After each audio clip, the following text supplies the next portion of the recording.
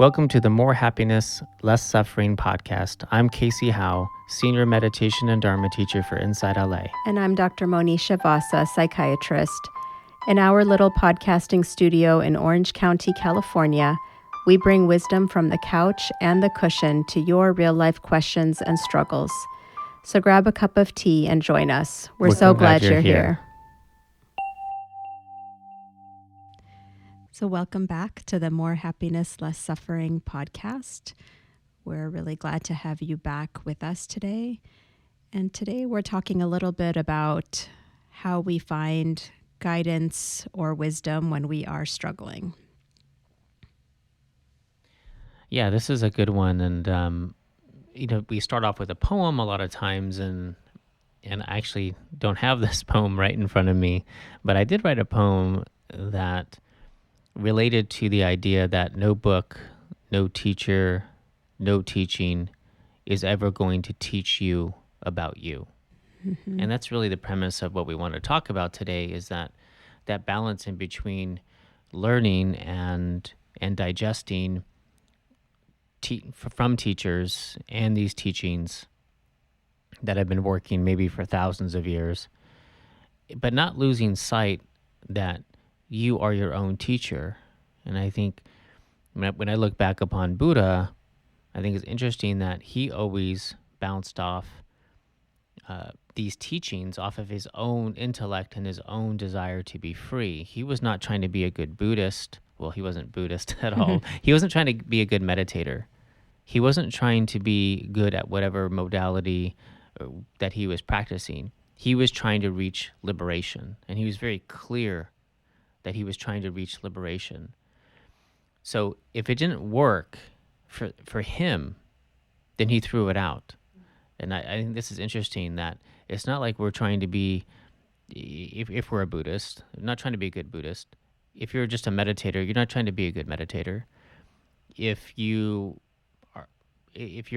trying anything, it has to work, and it has to work for you, and you have to have that discernment, that understanding that it works for you. So how do you take that? I mean, I know, Cayce, for example, you've spent years living at meditation centers and, did a year-long silent retreat, but really along the way, along your journey, have been exposed to so many wonderful teachers and teachers that you reference. How do you balance that in terms of sort of taking in this wisdom and guidance that you've gotten from your own teachers, along with this idea that at the end of the day, the best teacher is the one inside of yourself or your own direct experience? Yeah, I think it boils down to being a good student. And it kind of points to what I was saying, is that you need to be able to digest that information in a way that it makes it your own. Even the teachers, they're looking to, for this to land depending on the student that's in front of them, right? Because everybody's different. Some people are more devotional, some people are more intellectual, some are, really, gravitate towards sitting and meditation and retreat and stillness. So I think knowing the qualities of being a good student, this is the most important piece. And I know for me, I have a few that come to mind for me. And I think number one is passion. Like I was mentioning, the Buddha had this passion, just to use him as an example, like he had this passion to be free from suffering. It wasn't about awakening or enlightenment or whatnot. He knew that he was on the track to be free from suffering. That was his passion. And people that have passion, they don't settle for like half-ass something. It has to actually work. It's like, this has got to actually happen. So if you have passion and you know what you want, then you're going that comparing mind of like, is this working? Like as we digest the teachings, we're actually comparing it maybe on other teachers and other teachings, but then also against the basis of, is there relief from suffering, for example? right? Another thing that comes to mind to me, um, is that you have to have something. Um,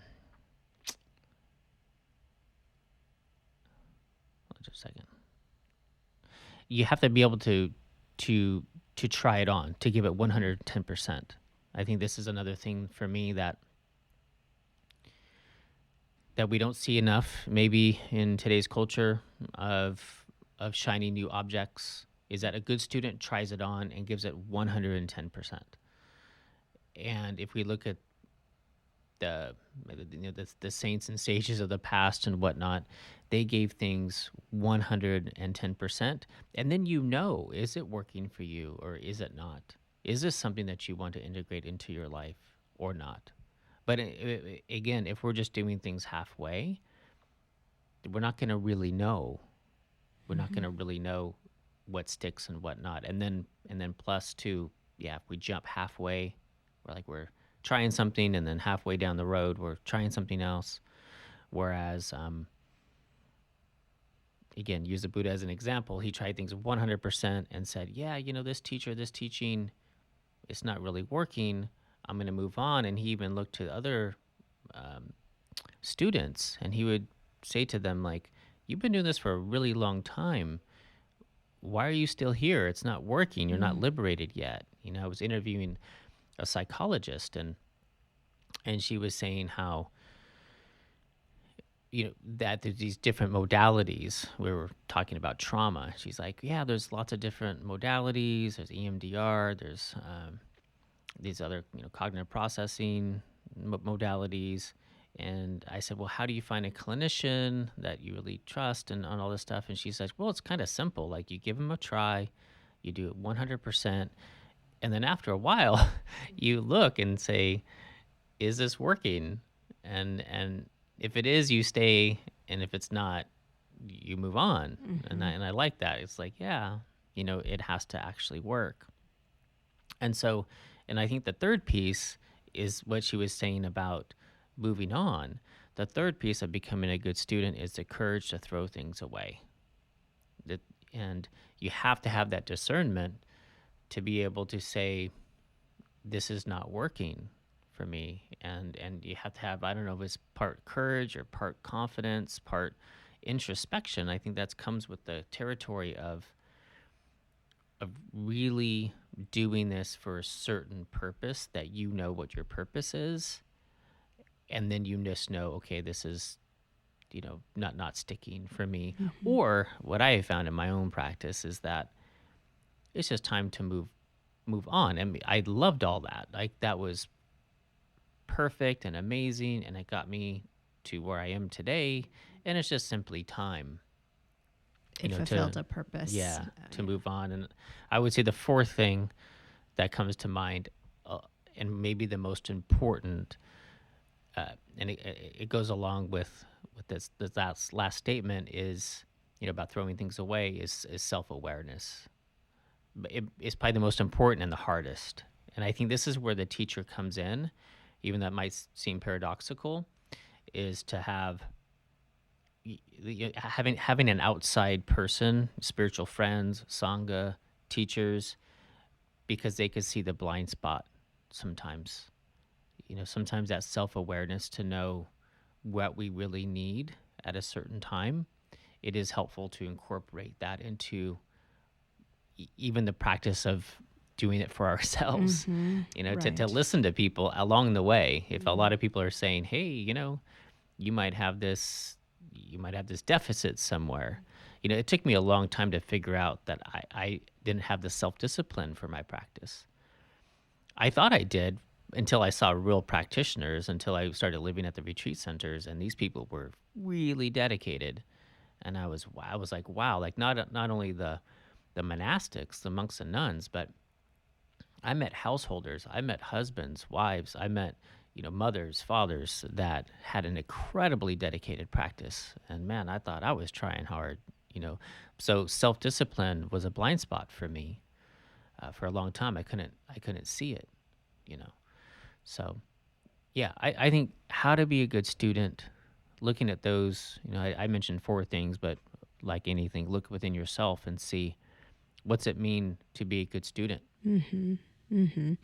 And I would argue that even a good teacher facilitates those qualities, right? A good teacher at the end of the day should always be pointing you back to yourself, encouraging you to question, encouraging you to develop your own self-awareness, encouraging you to ask what's working, what's not working, encouraging you to even move on from them as a teacher if that's no longer the right fit or what's right. And I would in some ways say that those qualities of what makes a good student are also the qualities of maybe what makes a good teacher, because they're ultimately a teacher wants to point you back towards you. And I think I feel like this is really important. Personally, as a psychiatrist, I think this is important because it can be so easy when, for example, in my situation, when patients come to treatment, for them to feel so disempowered. They feel lost, they feel hopeless, they feel like they don't have answers. And what they want or what they think they might need is for the psychiatrist to give them guidance, to give them suggestions, to tell them what to do. And really what I think as a psychiatrist, our job is really to ask the right questions, to point the person back to themselves, to their own experiences, and to ask the right questions while walking alongside them on their own journey. And so I think it's really important for anybody, whether they're a patient, whether they're a student, to not place their power outside of themselves, to not see themselves as somehow less than anybody else, but to really believe that the wisdom that they're seeking is already contained within, and the people that they're looking to teach are simply asking them the right questions or guiding them along the way or perhaps modeling something. But it's not that somebody else has something that you don't have. You have it, and your teachers are the ones that point you back towards you and your own direct experiences of that. Yeah, absolutely, 100%. I really like this idea,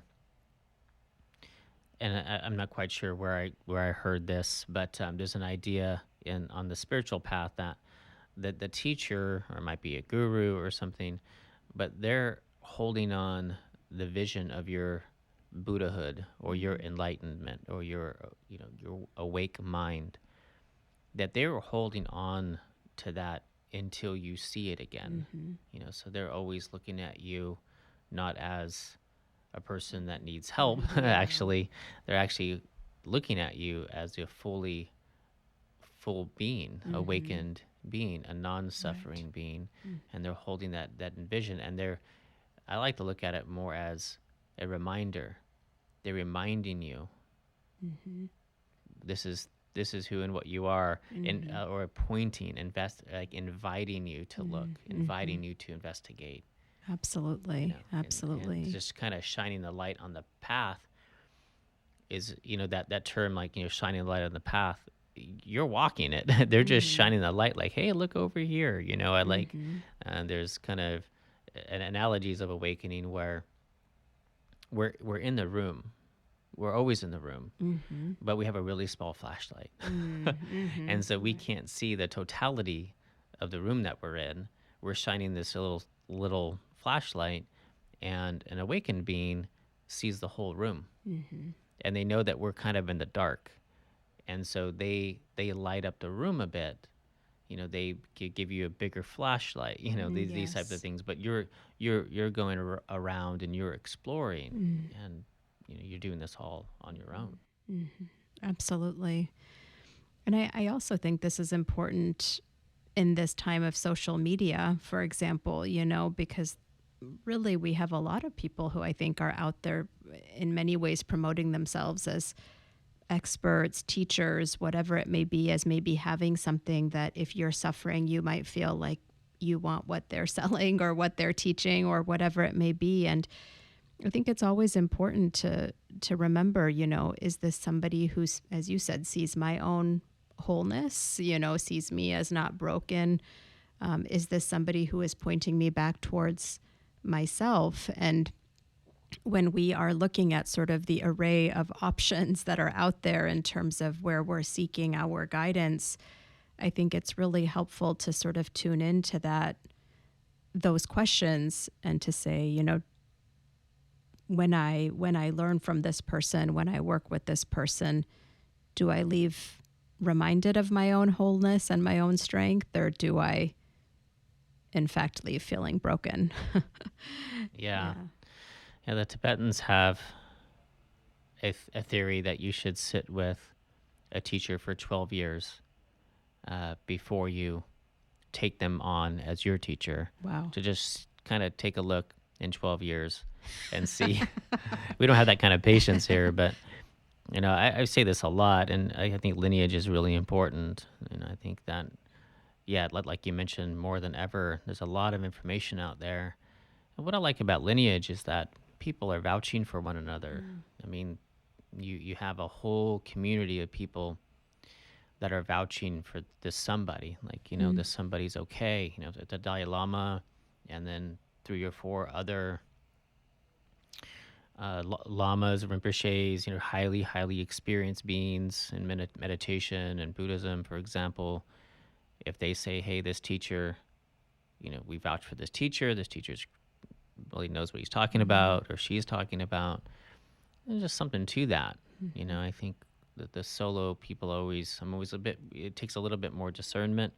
But I think we need a lot of discernment now because of so much information, and there has to be skillfulness in the teaching because there's so many paradoxes. So the teaching, especially when it comes to meditation, metaphysics, it's a spiritual path, is full of paradoxes.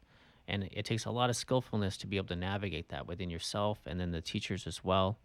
I think many of us, as we start to digest this information, we hear about striving, like really trying really hard, and then relaxing and just not doing so much.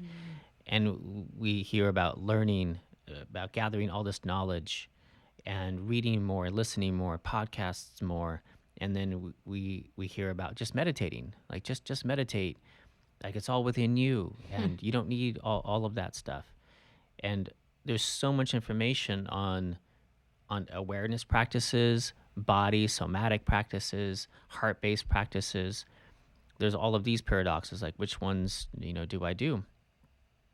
And even being in the world or going on, like living at a retreat center or needing a guru, needing a teacher, doing it on yourself. Like there are so many different paradoxes, and we need discernment in that. And I think this goes back to being a good student, to know what your passion is, like know why you're doing this, to try it on for yourself, give it 110%, have the courage to know what works for you and when to throw it out, and have that self-awareness along the way. But and I think all of that kind of goes into what you were saying too, with make sure you're choosing a good teacher, A teacher who supports you in being a good student. Exactly. Yeah, in those four and all of qualities. that. But I think, yeah, you're right. It's just so incredibly important, now more than ever. So maybe let's wrap up with a meditation. Yeah, so we always end with a meditation, and if you could join us, if you're not driving, please do. And if you're driving, just allow the words to kind of land wherever you are.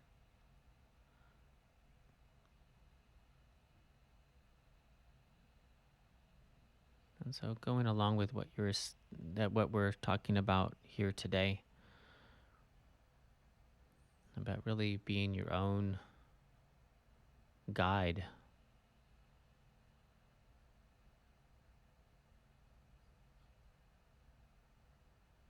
Tuning into this very moment.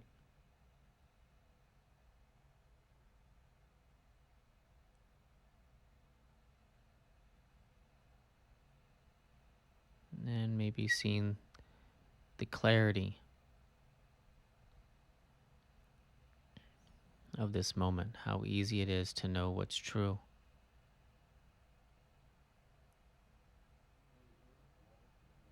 You become a master of truth when you pay attention to the moment as it is, without the need to predict the future or rehash the past. You know exactly what's happening in the moment.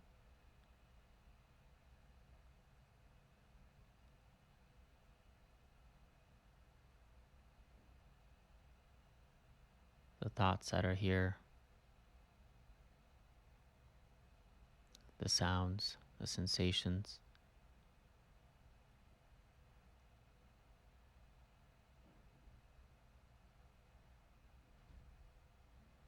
Just looking at how simple it is to know what's true, to know what's real.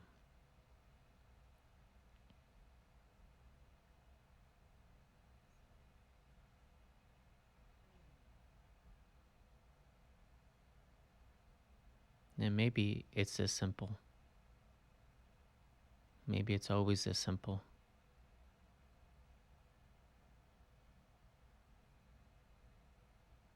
Maybe coming back to the truth in this moment, coming back to what's real in this moment is all there is.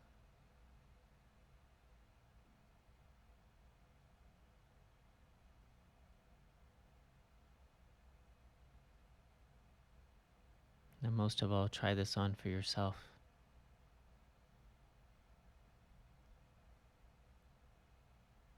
How does simple feel?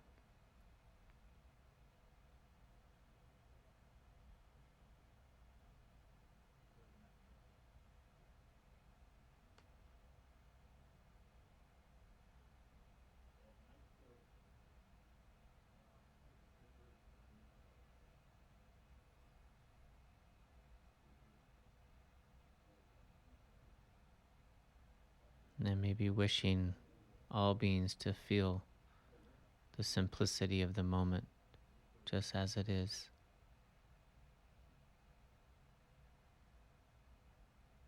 Allowing the heart to expand.